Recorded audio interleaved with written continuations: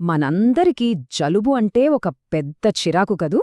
కానీ ఒక్కసారి ఆలోచించండి, ఆ జలుబునే మన శరీరం సాధిస్తున్న ఒక విజయంగా చూస్తే ఎలా ఉంటుంది? అవును, ఈరోజు మనం జలుబు వెనుకున్న ఆ అద్భుతమైన సైన్స్ ఏంటో తెలుసుకుందాం.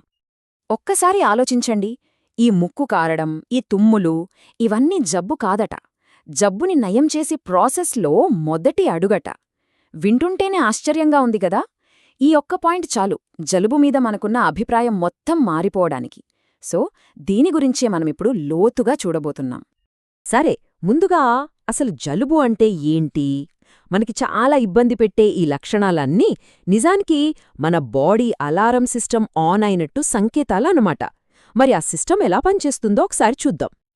చూసారా, ఇక్కడే అసలు విషయం ఉంది. జలుబు అంటే వైరస్ కాదు, మన ఇమ్యూన్ సిస్టమ్ అంటే రోగనిరోధక వ్యవస్థ ఓ వైరస్తో ఫైట్ చేస్తోందని చెప్పే సిగ్నల్ అన్నమాట. అంటే ఆ ముక్కు కారడం, ఆ తుమ్ములు ఇవన్నీ వైరస్ చేసే పని కాదు, మన బాడీ చేస్తున్న ఫైట్కి ఆనవాళ్లు. ఈ ఫైట్ ఎలా జరుగుతుందో తెలుసా? ఒక 3 సింపుల్ స్టెప్స్లో చెప్పొచ్చు.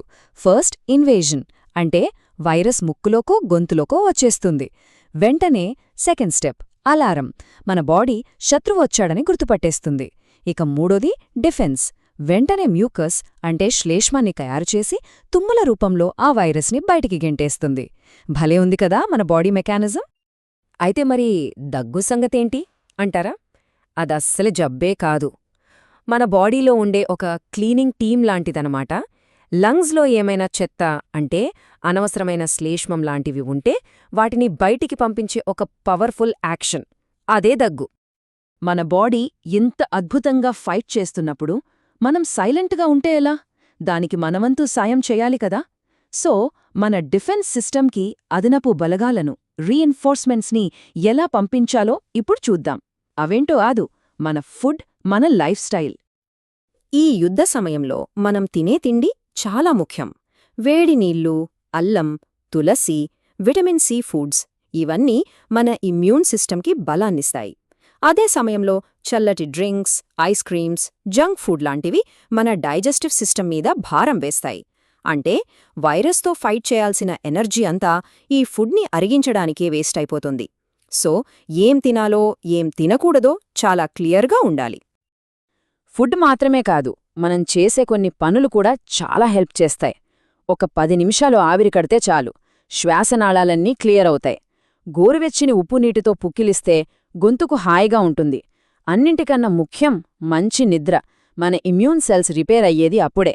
చూసారా, ఈ చిన్న చిన్న పనులే మన రికవరీని స్పీడప్ చేస్తాయి. సరే, ఇన్ని జాగ్రత్తలు తీసుకుంటున్నాం, మంచి ఫుడ్ తింటున్నాం, అయినా సరే జలుబు ఒక్కరోజులో ఎందుకు తగ్గట్లేదు అని మనందరికీ అనిపిస్తుంది. ఎందుకంటే ఇది ఒక బయలాజికల్ ప్రాసెస్. ఈ యుద్ధానికి ఒక టైంలైన్ ఉంటుంది. అది అర్థం చేసుకుంటే మనకు క్లారిటీ వస్తుంది. ఈ టైంలైన్ చూస్తే మనకు ఫైట్ ఎలా జరుగుతుందో క్లియర్గా అర్థమవుతుంది. మొదటి రోజు లక్షణాలు మొదలవుతాయి. మన బాడీ సైన్యాన్ని రెడీ చేసుకుంటుంది.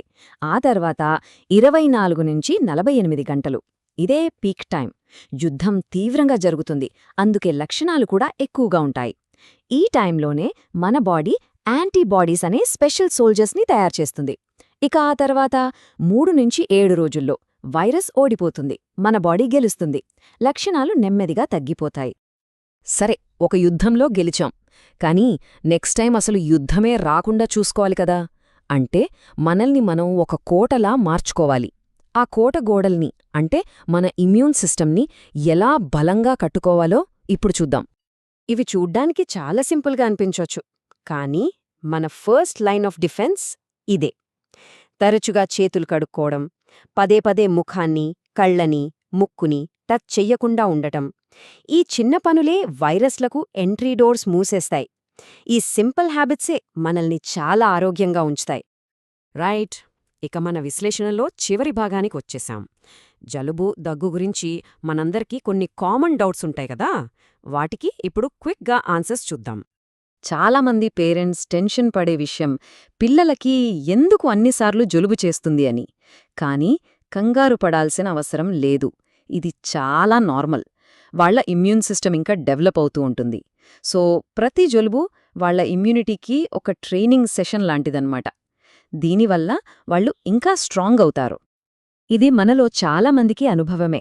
ఊరు మారినప్పుడు నీళ్లు మారగానే దగ్గు స్టార్ట్ అవుతుంది. ఎందుకిలా? దీని వెనకున్న రహస్యం ఏంటో తెలుసుకుందామా? ఆ మిస్టరీకి సమాధానం చాలా సింపుల్. కొత్త నీళ్లలో ఉండే మినరల్స్ వేరేగా ఉంటాయి. అందులో ఉండే బ్యాక్టీరియా మన బాడీకి కొత్త. అలాగే వాటర్ టెంపరేచర్ కూడా మారుతుంది. వీటన్నిటికీ మన గొంతు కాస్త సెన్సిటివ్గా రియాక్ట్ అవుతుంది. ఆ కొత్త వాతావరణానికి మన బాడీ సర్దుబాటయ్యే ప్రాసెస్లోనే ఈ దగ్గు వస్తుంది. ఇది టెంపరరీయే, పెద్ద ప్రమాదమేమీ కాదు.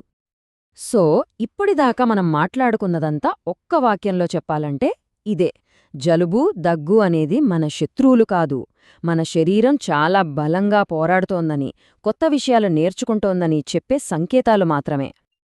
కాబట్టి నెక్స్ట్ టైం తుమ్ము వచ్చినప్పుడు ఏమనుకుంటారు? అయ్యో జబ్బు చేసిందే అని బలహీనతగా ఫీలవుతారా? లేక ఆహా నా బాడీ ఫైట్ స్టార్ట్ చేసింది అని ఒక విజయంగా చూస్తారా? ఈ చిన్న మార్పు మన ఆరోగ్యాన్ని మనం చూసే విధానాన్నే మార్చేస్తుంది. ఒక్కసారి ఆలోచించండి.